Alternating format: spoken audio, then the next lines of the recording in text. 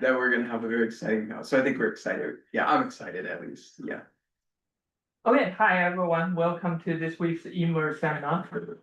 eMERGE seminar is a weekly seminar series that we gather early school researchers in energy, mobility, and transportation to practice or demonstrate presentation, to share ideas, and to build up a community. Today, we are very excited to host Dr. Yifan Liu.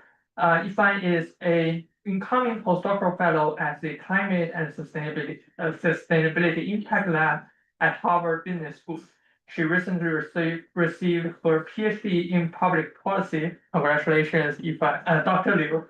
And her MS in computer science from Georgia Institute of Technology.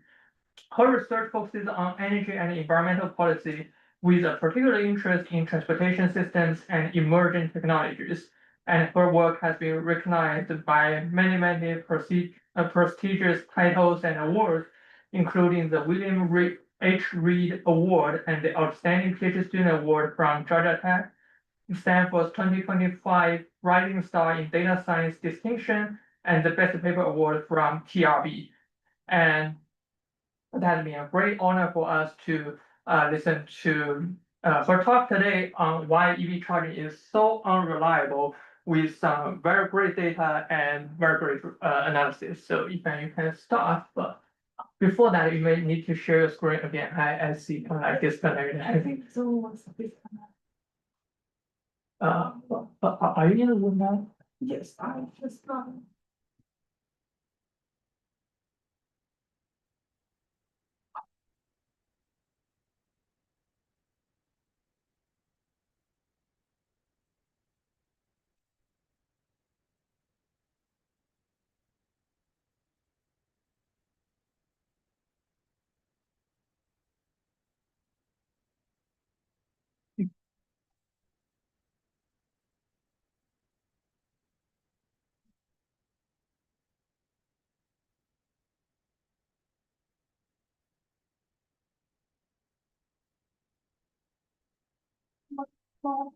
is that in this screen.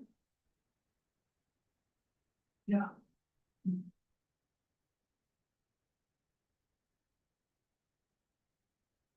And also, I think if you don't mind, you can also quickly send the PowerPoint to me. So in case you disconnect again, I can just share the screen on behalf of you, and I will sync on my end. So you just share with this screen. Yeah. Sorry for waiting for a while. Yeah.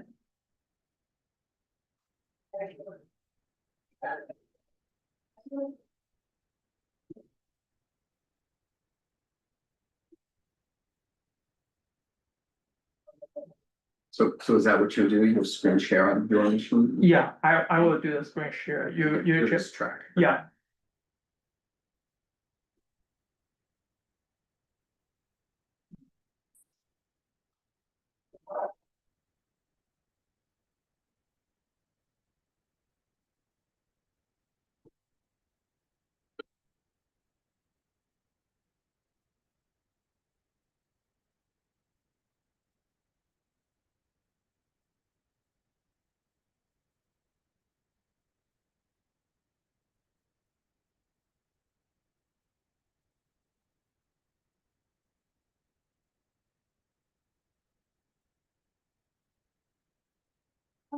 For now. Let's have it. Yeah.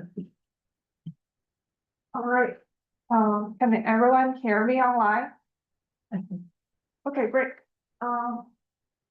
Thank you everyone for being here, both in person and online, and thanks E and Scott for inviting me. I'm very excited. My name is Yifan Liu, a fresh minted PhD in public policy from Georgia Tech. I'm still getting used to this like new title without candidate on my slide.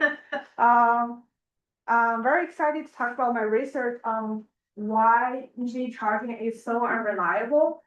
First, from the perspective of computation on supplementary service quality, I'm feeling pretty good to present it here, and also in California, because this is the largest EV market of the US. I want to hear your feedback as researchers, but also want to hear your insights as like EV drivers or potential buyers. So, all right, before diving into specific project like details, I want to give you a broader overview of what I have been doing during my PhD. I'm a public policy scholar with a focus on energy, environmental, and transportation policy. And a lot of my work have been using AI and computational methods for causal inference and predictive modeling. For example, in the intersection of policy and transportation, I have been collaborating with civil and environmental engineers to look at how environmental and health information provision could promote sustainable travel modes like taking more buses, biking, or walking. And we got a best paper award from TRB, and they have one paper under review at Nature Sustainability and two papers along with two working papers. And in our intersection, You also click it again. So share your screen with me and I will share the slides for you. okay, Yeah, so you just send email your slides to me. okay, great. I think I'll send it to you. Have you received it? Okay, then let's see. I have, Maybe you still have to hit send. oh, It's already sent.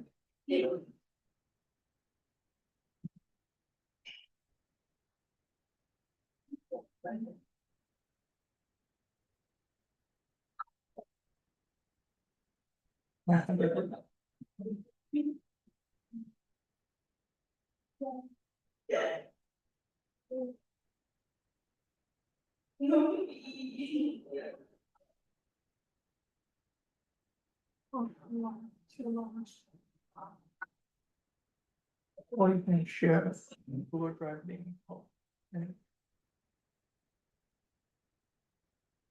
Or I can try this Berkeley. I think this Berkeley register is access. I think if you can share the slides to me, that's the most stable way.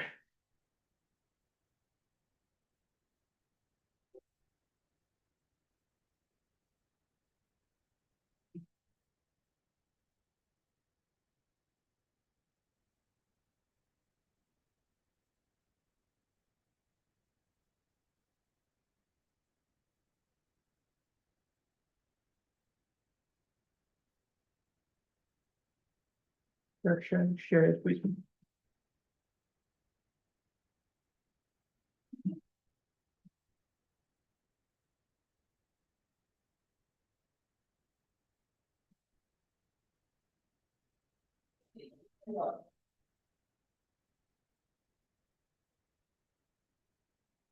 Three, 1, 6.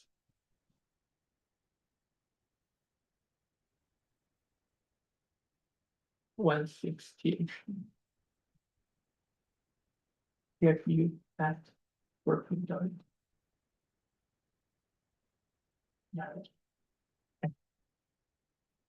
Then you just continue your talk. You do not need to share it with them. But how about this? Should I still read? Yeah, sure.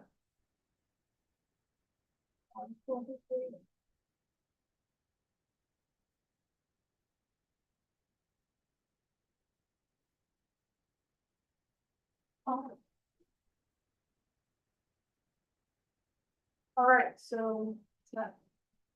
So in our intersection of policy and AI, I have been collaborating with computer scientists to look at how the AI design could shape the alignment with human values in policy communication.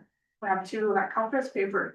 But in our intersection of those three, that's the main work I have been working at leading, which is to decode the reliability puzzle in EV charging infrastructure. Have a journal article conference paper, and as well as like 3 dissertation chapters, which I will cover 2 of them for today's talk.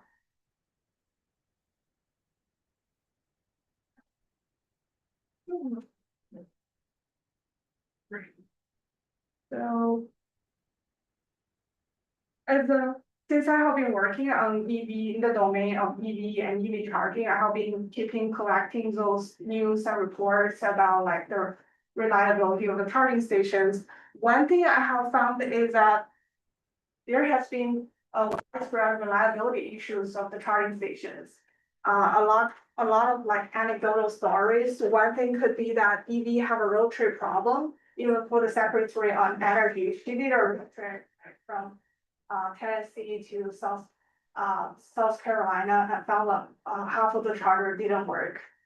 And so hundreds of things going like long story short, hundreds of things could go wrong in the process of EV charging, but we have limited evidence of what is happening and why this is happening. So, and EV charging is not an exception. You know, infrastructure maintenance has always been an important thing, but it's often overlooked.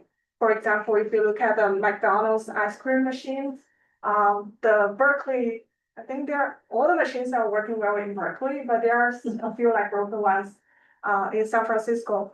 So, I mean, the broken machine of the ice cream could be like a tragedy for some people, including me. But I would argue that for charging station, the stakes could be much higher because the charging infrastructure is so critically important for transport electrification. Those things are, I guess, all the audience are pretty familiar, is that transportation is the largest contributor of greenhouse gas emissions in the US. So vehicle electrification has become like a very important strategy for decarbonization and public health. And in the markets of EV, there has been like egg and chicken, like indirect network effects, meaning that more EVs makes the charging station more valuable, and vice versa, more charging station will make people more willing to purchase EVs. Because of this indirect network effects, some economic studies have shown that subsidizing EV charging infrastructure could be twice cost effective in promoting EV sales than subsidizing the EV buyers. And then the public confidence in charging infrastructure has become a major barrier to EV adoption. But all the benefits we talk about here, how the EV charging promotes EV adoption and the following social and environmental benefits, those are all based on the assumption that EV charging station works. What if the station were broken? What if the station doesn't work? So I would argue that reliability is some preconditions that billions invested in EV charging have taken so far for granted. So with this reliability issues in my mind, my research is to look at to deal with three challenges. One is how do we measure the charger reliability at scale and also capture the actual experience of charging. And my measure is to use AI system measurement from large-scale consumer review data. And the second question is, why is EV charging so unreliable? How to understand the reason. Then I'm using the econometric analysis of market computation dynamics. And while the market seems to not be able to sufficiently provide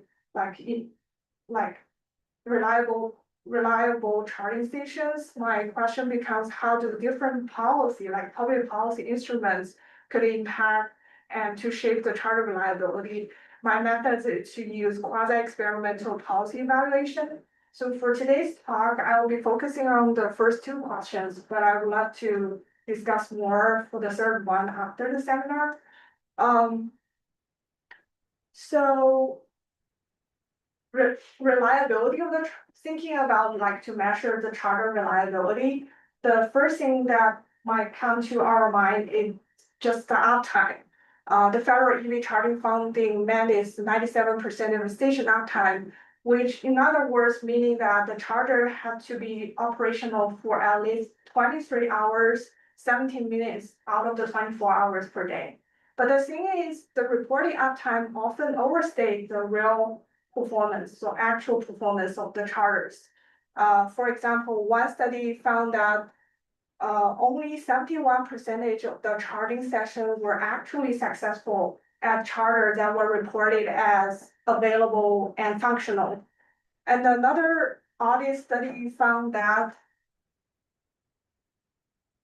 only 73% of the station were actually functionable, while despite the provider self-reports 95 to 98% uptime. And this could really erode the consumer trust. For example, in the national survey, we found that even the consumer was provided with information that the station were actually functional. People only have 59 to 65% of confidence in their actual charging successful rate. So this is really concerning, meaning that a behavioral reliability measure is really needed to capture the actual user experience. So thinking about like measuring charging, like uptime has not only the problem of the mismatch that we just talked about, but also there's no such a like a national level infrastructure that could monitor every single station's performance. And there could be some data interoperability problem, meaning that different operators might not have incentive to share the data, not to mention share the same like standards of reporting, and we couldn't trace the specific problem of their charging stations. Instead, we could actually using consumer reviews, which is essentially capturing the actual user experience, and it also allows for dynamic updates and could be easily scalable and trace the specific problem because you could look at the text data. And this is consumer reviews also have been used to complement operational data and could often show some hidden service quality dimension that could affect the improvements through disclosure and reputational pressure. For example, in this Ferronado and Zelbus 2022 paper, they found that some restaurant like hygiene signals in their reviews could really affect the stock-out rates of the restaurants. So similarly to capture the charging reliability, we have been using this PlugShare platform, the largest EV driver community with over 7 million registered users worldwide. And we have been collecting over 1 million consumer reviews in 72 languages and mainly from US, Europe, and some countries in East and Southeast Asia, with a total of 88,000 stations. So that's the data coverage. Is there any question about the data part? Maybe it's relevant. What company owns PlugShare? I think PlugShare is just like a EV charging provider locator app. So it's like its own thing. They are not like owning any of the charging infrastructure. They are owning this data. So So itself is a company. Itself is a company. yeah, so EVgo, that's a charging infrastructure owner operator, owns PlugShare. So it's a little like McDonald's owning Yelp.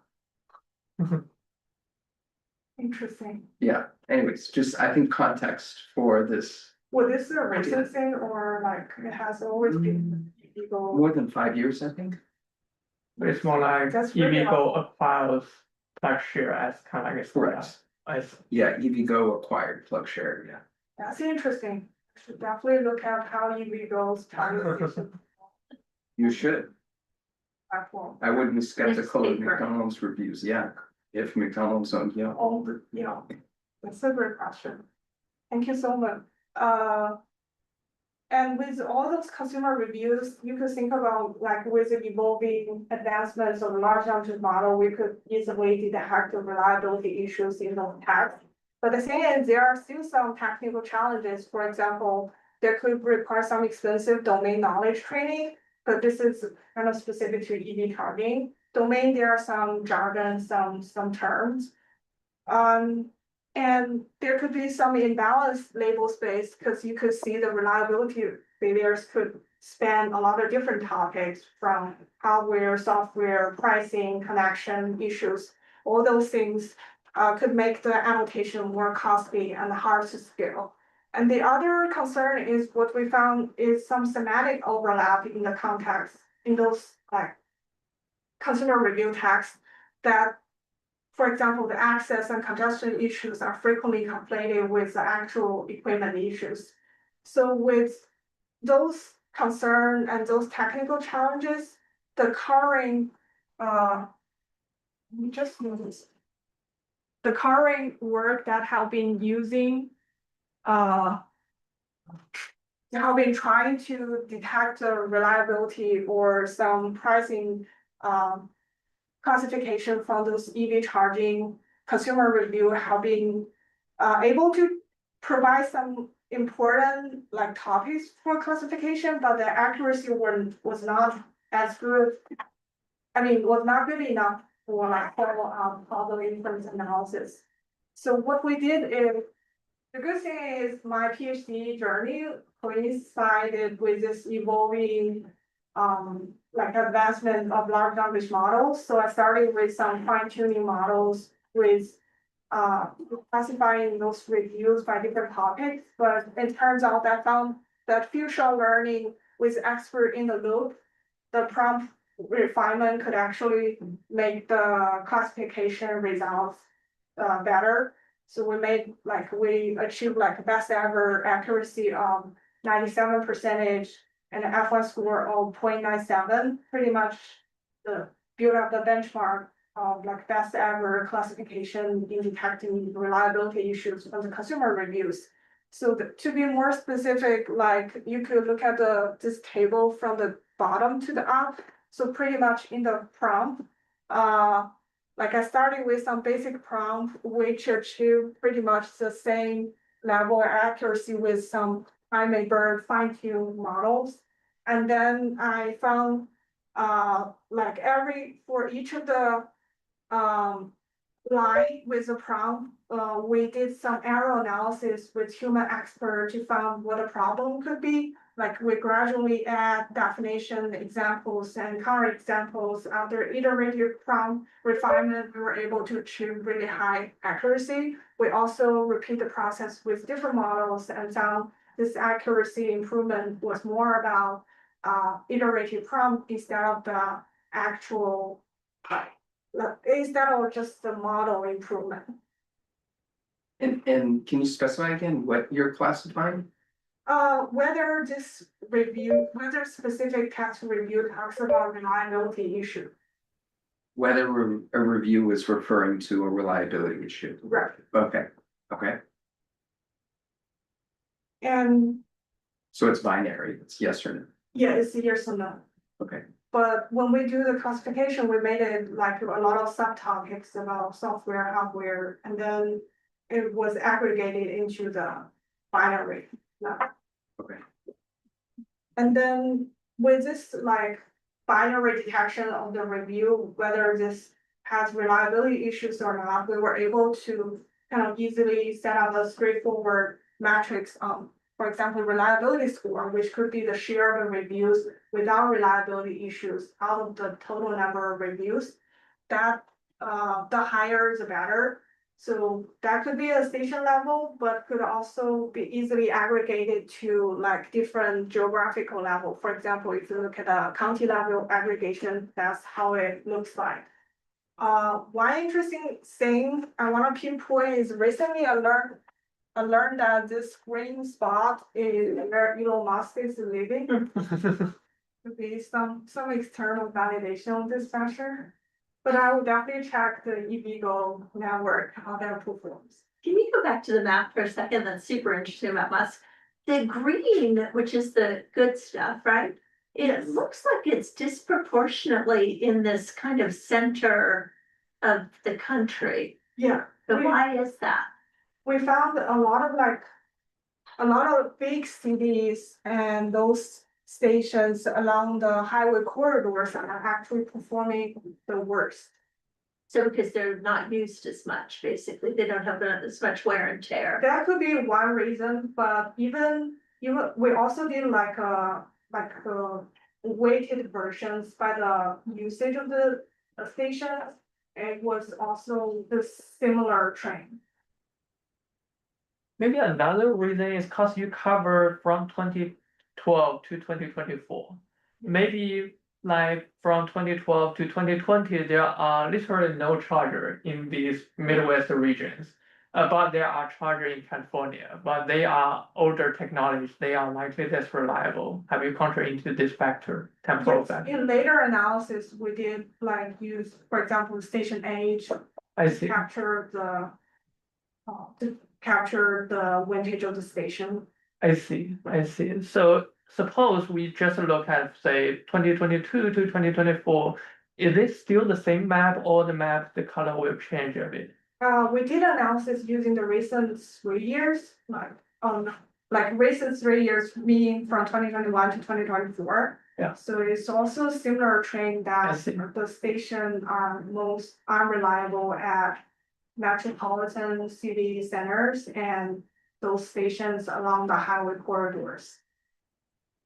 Because again, they're more heavily used, so they're just not,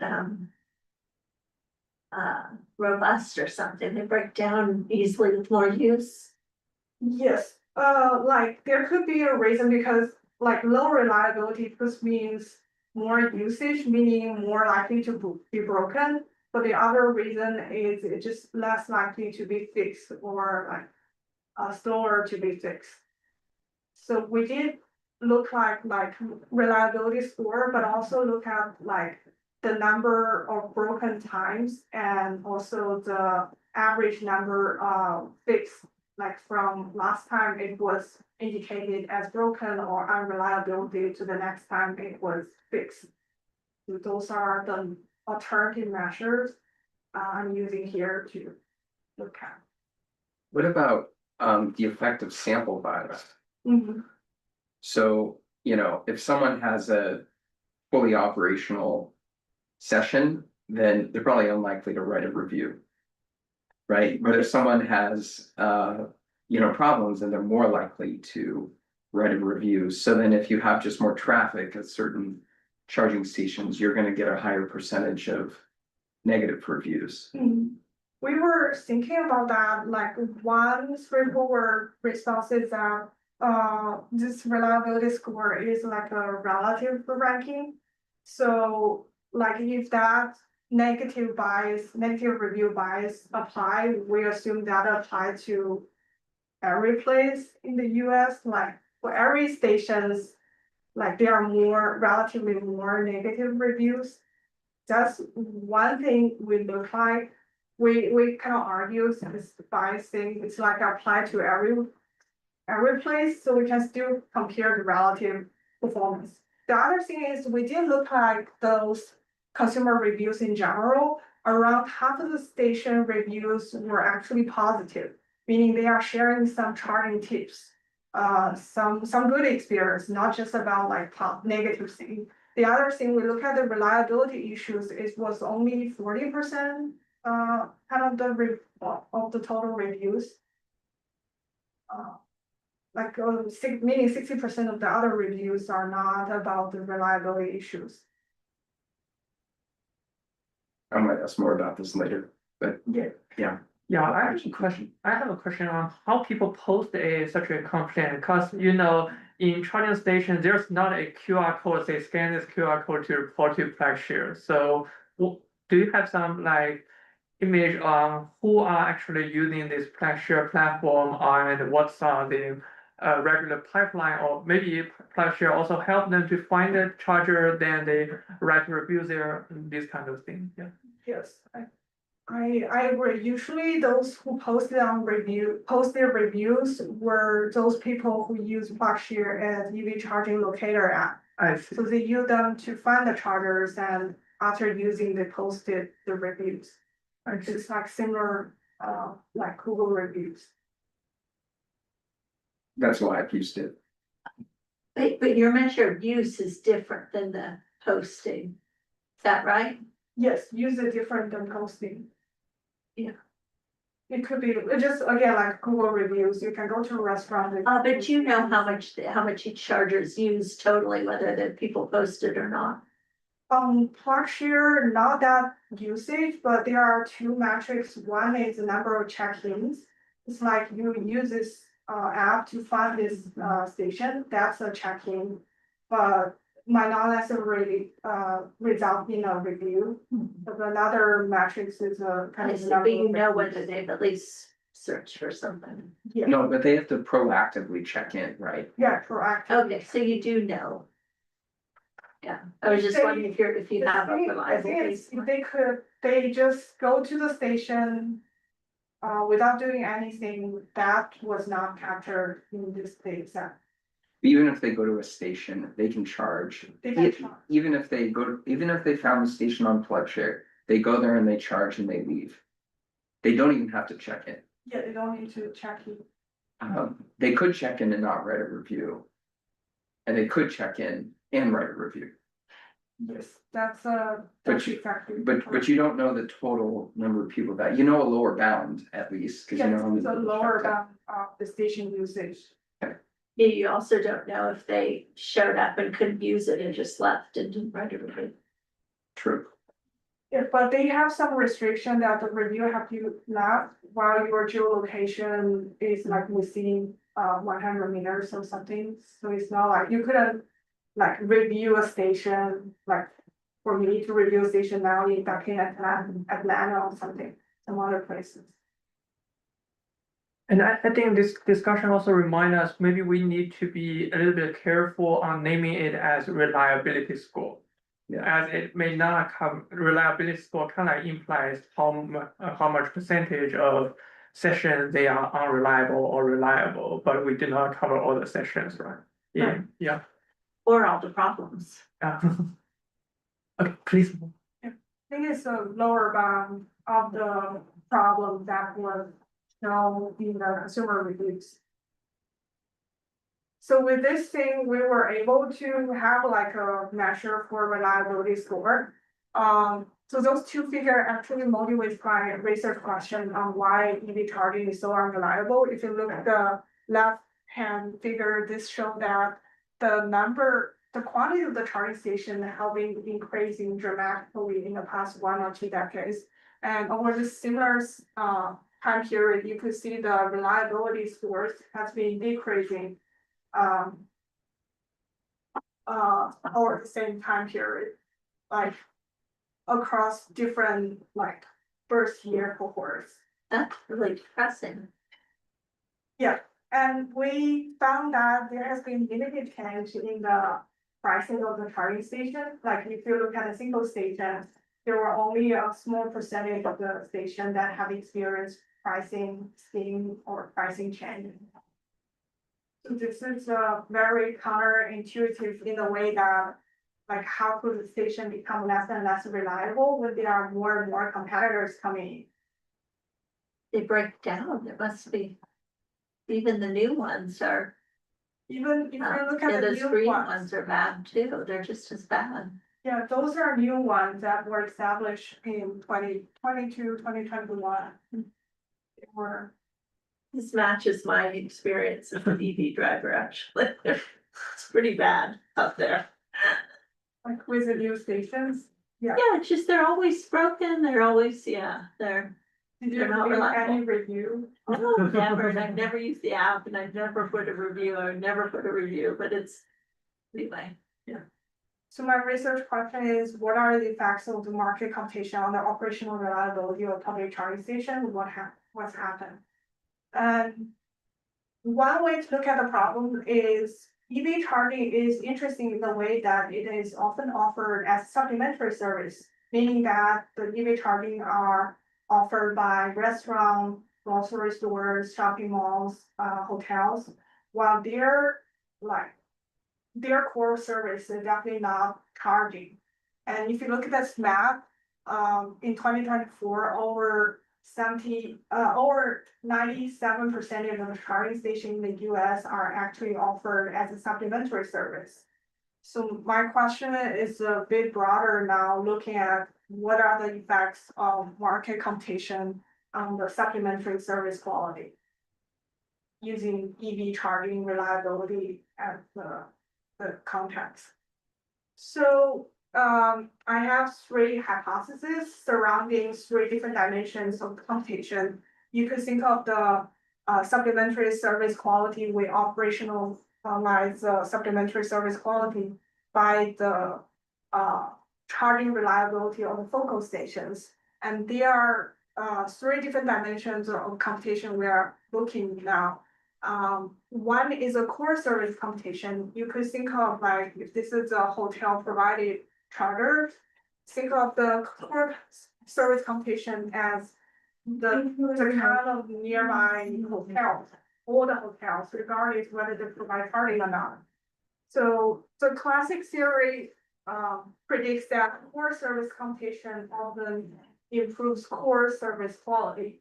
But given that supplementary service is often offered as a differentiator to like attract more consumers and improve consumer satisfaction and loyalty, we just extend this hypothesis that core service computation should also improve the supplementary service quality. So this is a positive for the first hypothesis. And for the second hypothesis, we look at the supplementary computation with the same core service. Here you could think of like the number of hotels that also offer charging. So here, this is essentially a bundle computation. Those establishments are competing not only on their core lodging services, but also on the charging reliability. So we expect this bundle computation should improve the supplementary service quality. And the third hypothesis is more interesting, looking at the supplementary computation with different core services. You could think of those other non-lodging establishments that also offer charging. We expect that this supplementary computation from different core services should reduce the supplementary service quality for at least three mechanisms. The first one is free riding behavior. We detected from some interviews and by talking with the station providers, we found, for example, a hotel manager might prefer to direct their customer to a nearby coffee shop for charging instead of improving their own chargers. And the second one is strategic refocus, meaning that, EV charging, after all, is just a supplementary service. They might refocus on some dimensions of computation that makes more sense for their long-term business success. And third one is, as more and more places providing charging, it is no longer a trendy differentiator. It might become a hiding factor. So their incentive to improve charger reliability decreases.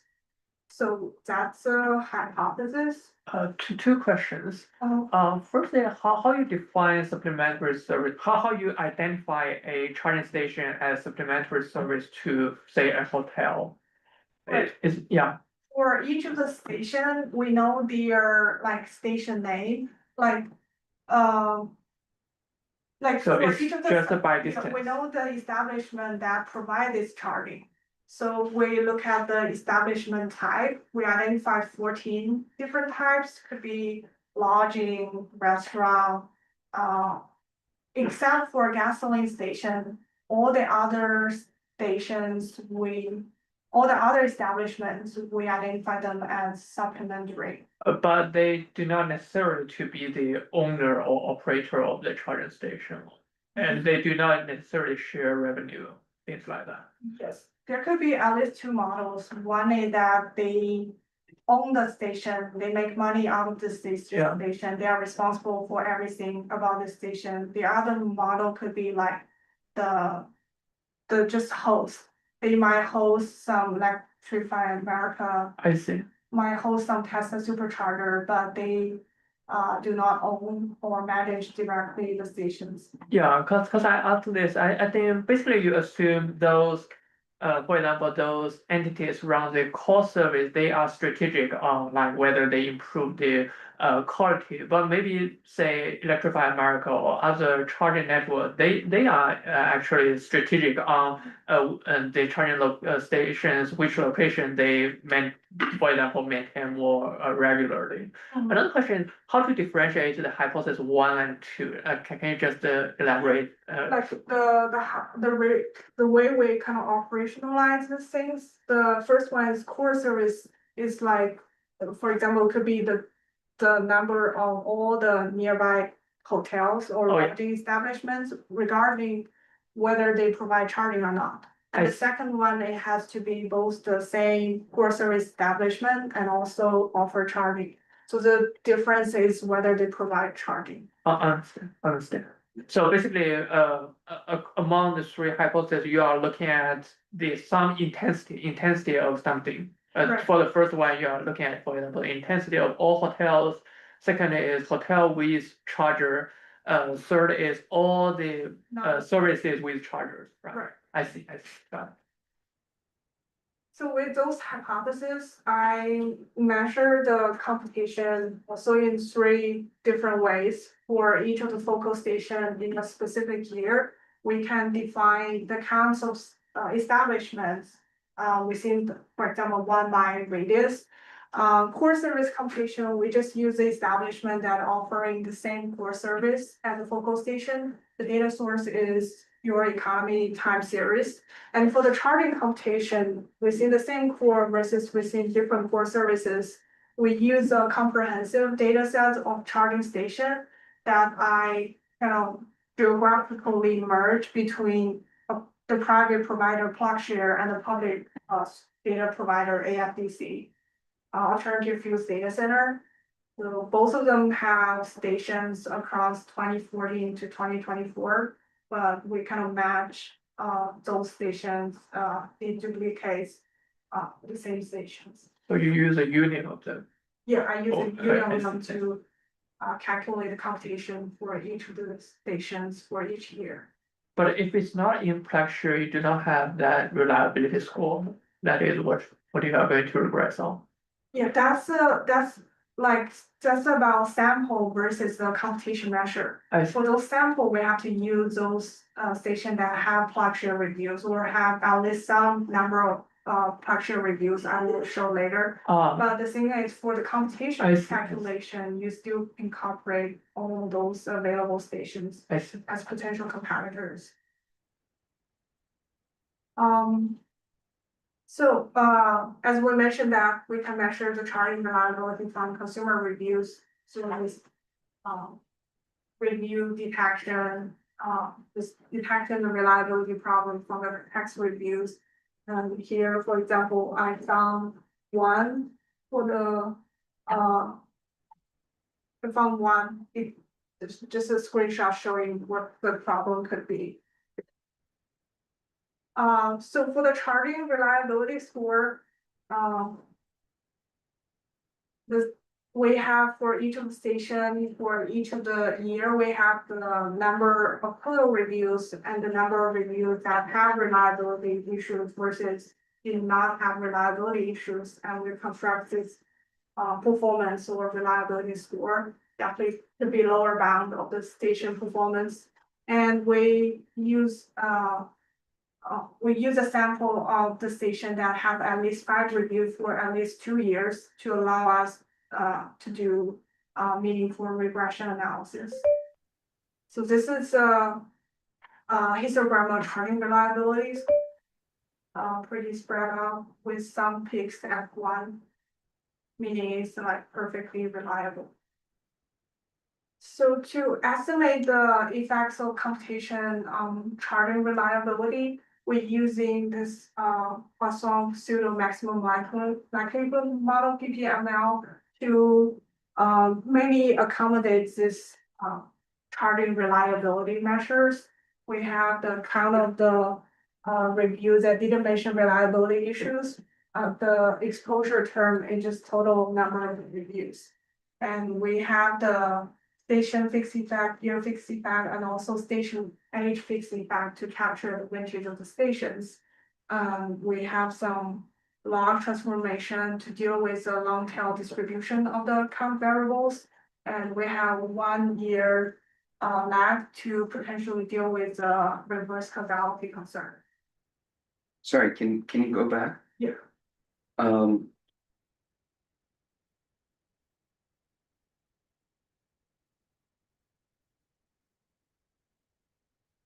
So, okay, the left-hand side is the expected proportion of reviews without issue. Yeah, that's like a Poisson distribution. And then ln core. Sorry, the mathematical operator is ln and the variable is core. Mhm. Yeah, Yes. I'm just a little confused by the notation. This is a log transformation. And I think core is just core service computation, core and supplementary service computation, and the supplementary only computation. It's just like those three hypotheses we just discussed. And is it important for me to understand there's a difference between ln and then log? Yeah, Like, yeah, that's. it's the same. It should be the same. There's a typo? Yeah. Okay. And then, so core competitors. Okay. I see, okay, so it's trying to relate the proportion of issues to core competitors and supplementary services or both, Right. okay. For example, When you count what is the radius or what's the scope considered as competitors? yeah, 1 mile. 1 mile. radius. Okay. I also did some robustness from 0.2 mile, 0.4 mile, and to 1 mile, also 1 mile to 50 mile to look at how the results are. Our results are pretty consistent across different radius. Okay. Thank you. Sharp observations. Yeah, this is the main regression results. You could look at this column 3, which includes both core service computation and 2 dimensions of targeting computation. You could see that we pretty much confirmed the first hypothesis that the core service computation is positively correlated with the charting reliability of the focal station, while the third hypothesis would also confirm that more charting computation from different core services is actually corresponds with lower reliability score on the focal station. And if you look at the kind of effect in a larger way, like for example, over a 5-year sample period, that 1 standard deviation increase in this computation could lead to 10% to 32% decline in the service reliability of charting stations. So yeah, you could imagine I do like a lot of like heterogeneity analysis, like some identification tests and a robustness test. I'd like to talk any of them if you have questions. But one thing I want to highlight is that there is a reverse causality kind of concern. For example, like we were looking at how computation affects the reliability of the charging station, but it is possible that the existing charging chargers reliability could also affect the computation. As some entries could, some establishment could like strategically enter some market with lower reliability on the stations. We did like a reverse causality test following the literature and found that there's no statistical evidence that the nearby density is a function of the charging reliability, which is good to confirm. I think just some main like contribution or like high level findings we have is first we cannot generalize this positive computation impact because traditional literature look at how core service computation improve the core service quality. We found that this core service computation could also positively affect the supplementary service quality. And the second thing is about the new competitive mechanism. We found this interesting, the negative association, like the more competition from providing the same supplementary services, but from different core services is corresponding to lower supplementary quality. And this is something that is without like prior empirical identification. And this is also more consequential because this is the vast majority of the nearby charging establishments. You could imagine that if there's a hotel with a charging station, the most charging computation come from the nearby non-lodging establishment instead of like nearby hotels.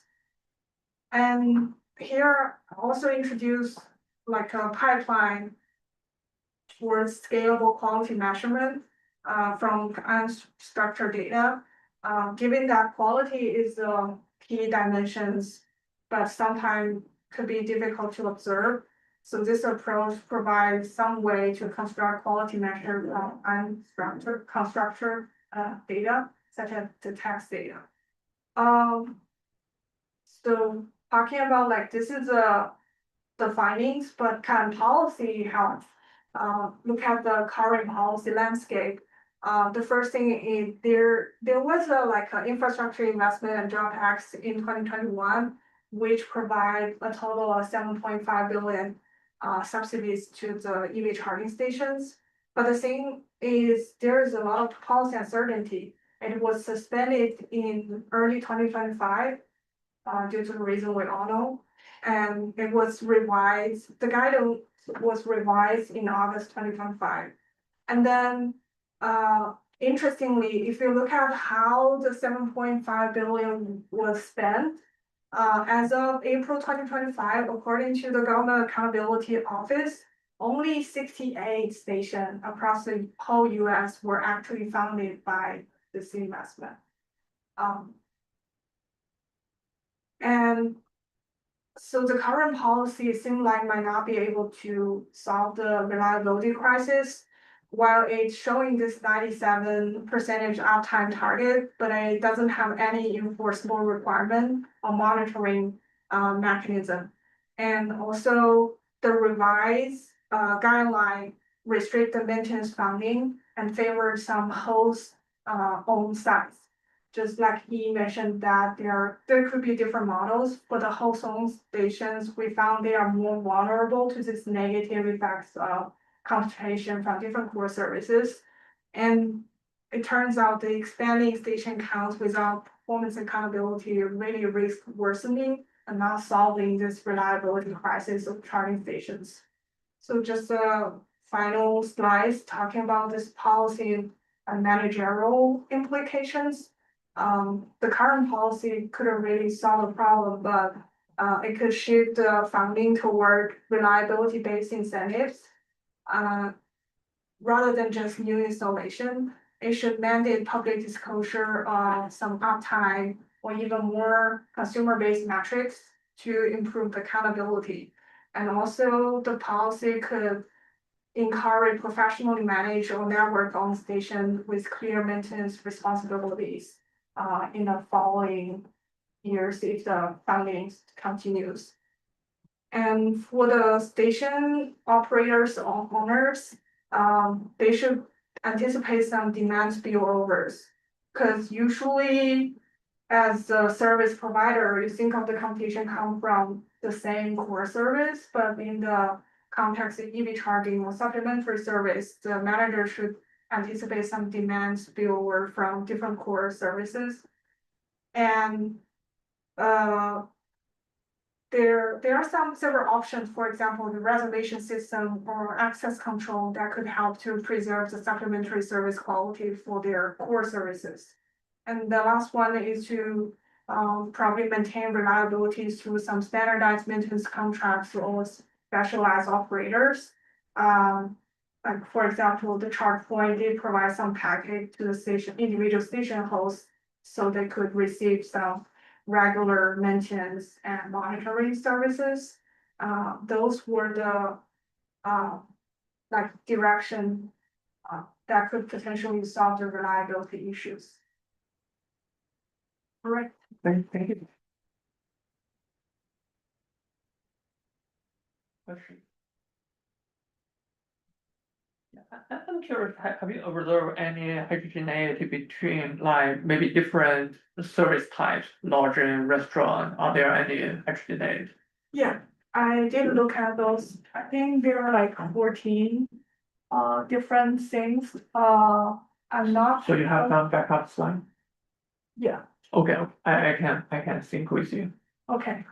My backup slide. I think for each of the like points of interest, I didn't show like the regression result, but we did the analysis. It was pretty. It was pretty consistent across different points of interest. I wanna show this. Those probably just show this slide 39. I'm not showing the regression result, but those are the core services that we kind of use. And for each of the core service subsample, the results are consistent to confirm the first and third hypothesis. And also are there heterogeneity between among different charging providers, charging networks? Yeah, I didn't look at like specific charging network, but at least I distinguish between those two types or three types. You could think of like station host owned versus charging network owned stations versus some mix owned. Because for some charging networks such as EVgo, there are like two models mix. I think the results are pretty interesting. It's again like consistent in the main result, but if you look at the details, there are some interesting heterogeneity. This is like at least two. I'm using EVgo as an example, like network owned station versus host owned stations. And if you look at the table looking at the computation on those supplementary charging reliability by different station ownership, we have host owned, network owned, and mix owned, just for EVgo, some other networks that have both of the two models. And we can see this for service computation, this positive effects is still significant for the host owned stations. And this charging network, charging computation with different core services, negative effect was consistent, but not really significant for the network owned stations. And one more thing I did is for those host owned versus not host owned stations, I also for the like further distinguish their computation. For charging computation, you could think of like a station, like whether it's network or host owned like stations. Their computation could also be further divided into host owned computation versus non-host owned computations. If you look at this part, core service is still like similar effects, but if you look at those six numbers, sorry, the online participant might not be able to see this circle, like those six numbers, you could see those negative effects were consistent, while some of them are not significant. Within the radii that you looked at for the competition, you talked about like if competition increases this by like a standard deviation, reliability might fall by a certain amount. I'm curious, like based off your research, are you able to tell if like supplementary competition increases across services, does like aggregate reliability of a system increase? Like there are more chargers available, even if there are more like broken chargers at a given time, there might be more available chargers within that radius. So do you know, like, is it still like net improvements?